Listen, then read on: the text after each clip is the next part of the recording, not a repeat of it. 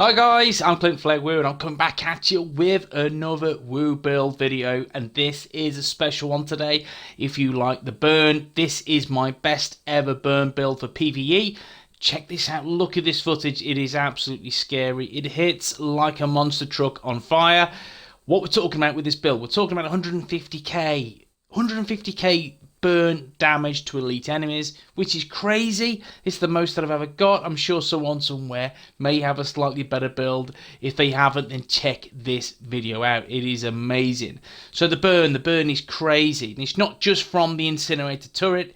This is also from the kick-ass awesome fire starter, which will give you that explosive burn, which is crazy. All you need to do is drop your turret. Your turret will do all the work in the cone shape. Drop the awesome fire starter within that vicinity and it will blow shit up like there's no tomorrow. This rinses through NPC's armor like no business whatsoever. It melts through them like butter. This is a really crazy build. We're talking about ongoing directive. I'm rolling with the 4-piece, as you can see. I'm getting that nice burn damage through this footage. You can see it is crazy. It does me the world of good in PvE. This is not a PvP build by any stretch. So don't take this into the DZ or ODZ and go, I'm going to burn someone's ass. It doesn't work like that. People now spec for a hell of a lot of burn damage and hazard protection, so don't go that way. But this is all about stacking some damage to elite, so it rinses through NPCs, and that big fat chain gun guy is just taking some damage right now. You know, that's what it's all about, is put some damage to elites, stack utility as high as you can. You want to stack as much burn damage on this build. But guys, let's do this.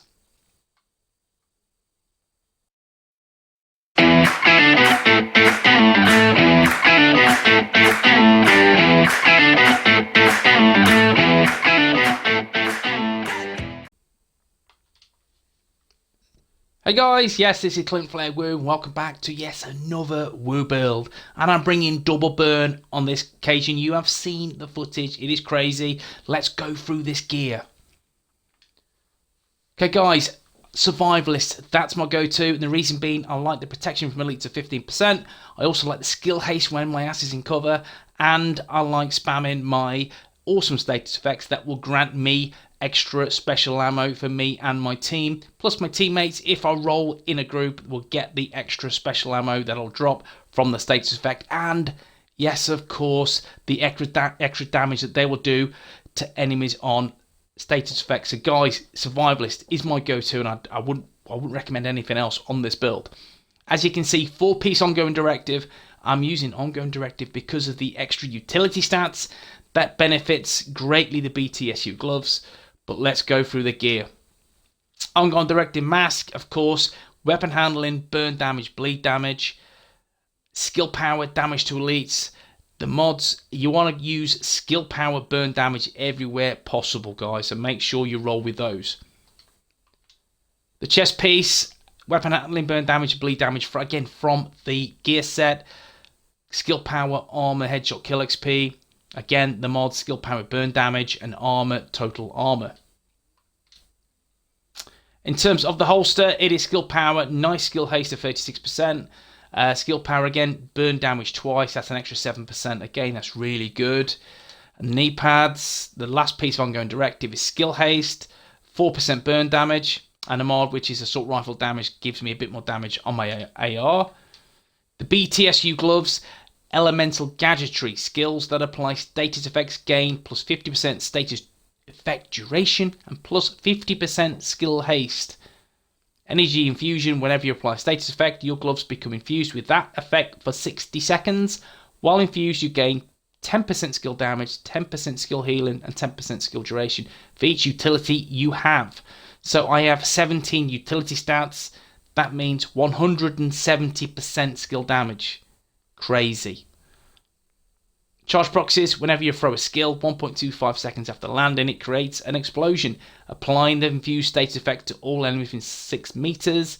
Enemies affected by the infused status effect take 50% more damage from your skills. And the mods, turret skill power, and burn damage and more armor with total armor. I'm going to stack it everywhere possible.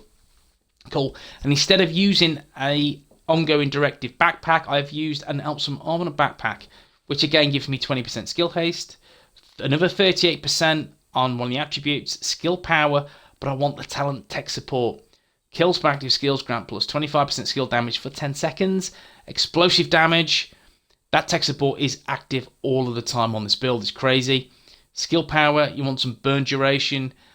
Burn damage would be nicer. I don't have another burn damage mod. Weapon damage and damage to armor. The weapons, the primary weapon is ACR with ignited. Deal plus 20% weapon damage to burn enemies. Allegro and protected reload. That is for a little bit of extra armor when I'm reloading, because you are a little bit squishy on this build. Accuracy rounds, critic chance, and damage to elites. Secondary, the G36, perpetuation, Allegro, rooted. Rooted, again, I need that for the extra skill damage. And the mods are exact the same. My 93R is perpetuation, accurate, and in rhythm. In rhythm, while equipped, enemy kills have a 5% chance to refresh. Active skill cooldowns can occur once per minute. Optimal range and critic chance. Look at the skills. We'll start with the fire starter. 7 ammo, 11.3 second cooldown, damage 197,000, 15 311 burn damage, 6 second duration. I have toyed with this in the footage. You'll see me using a bit of extra damage. However, I have 2 ammo slot. I changed it, so I've lowered the damage, but I put an ammo mod in there to ensure that I get more ammo, so I can spam more burn on this build. So more ammo, is more great. It's more beneficial, I find, on this build. As you can see, ammo and damage. But the turret, this is what the build is all about. 25 second cooldown, not great, but you know, we dismantle it 12 seconds, so it is what it is. And going from firefight to firefight, you know, it's going to be 10-15 seconds as a minimum anyway. So you don't need any more. Once it's up, it is up. It kicks ass. Burn damage is 25k. That's base. 9.8 second burn duration. Burn strength, that's what you need to go for. I have had one drop, and it's insane. It granted me an extra pretty much 30k damage. Yes, burn strength is what you need. Skill haste and damage, they are the go-to mods you need on this build. Trust me, guys, this is what you need. And as you can see, they are near max as well. Stats, gear, and weapons we have seen. We'll quickly go through the weapon damage of 162A1, 5% crit chance, 25% crit damage, 55% headshot damage, 27 meter range, 2.2 second reload time. Again, you can see decent weapon handling, but in terms of damage, there's not a lot on the build in terms of weapon damage. It's not what it's about. What it is about is your incinerator turret, which does all of the work for you. 18% assault rifle damage, health damage 29%, armor damage 1%, 42% damage to elites. That is the 37% from the mask, 5% from the weapon ACR. 216k armor. No hazard protection at all. 2602 skill power with 115% skill haste. It's in a very decent place. I wouldn't wish for any less, but at the same time, if I take any more, it's at the detriment of skill power. So I'm happy where it is, and to be fair, I don't need it any better. It is insane as it stands. Now we'll quickly test out this. You've seen the footage. We'll just shift this to some very hard difficulty, and we'll see how much this kicks ass. But first and foremost, we're going to switch my weapon. This weapon here is a military G36, perpetuation, Allegro, and rooted. Let's see how that fares. Pop that bad boy just there.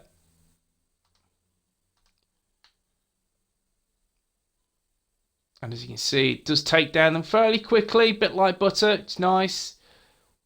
88.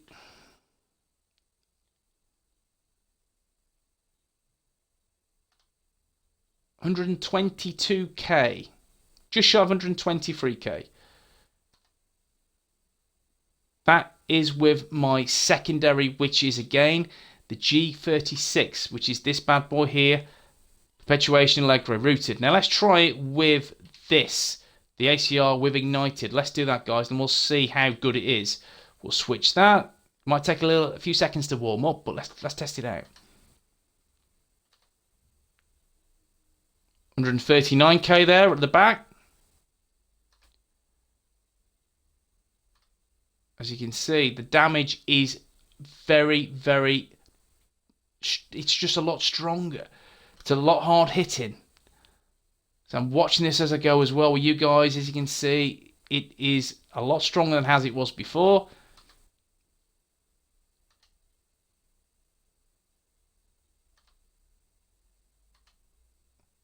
$115 quite easily. 144. 147,393. There you go, guys. You can see it is absolutely crazy. Again, 150k build with the incinerator turret, which is mental. It really is. Let's just do that. Let's just wait for these bad boys to come up. Murked. Absolutely smashed the NPCs.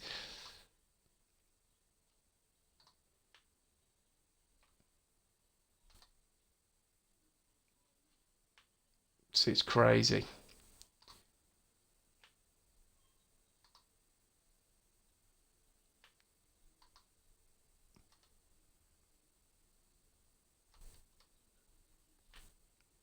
Let's take support procs. You can see all the extra damage that this turret is doing. It's rinsing through NPCs like no tomorrow.